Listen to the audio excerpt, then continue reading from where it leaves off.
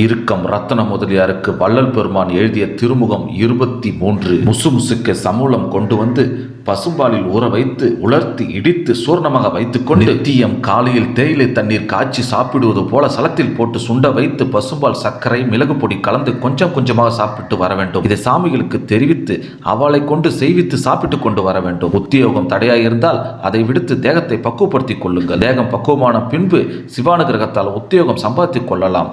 அது பரியந்தம் கடன்பட்டாவது ஜீவனம் செய்யலாம். அது குறித்து அஞ்ச வேண்டாம்.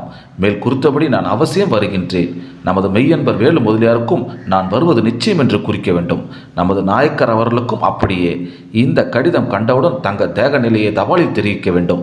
இல்லாவிட்டால் என் மனம் சஞ்சலித்து கொண்டே இருக்கும். ஆகலில் தெரிவிக்க வேண்டும்.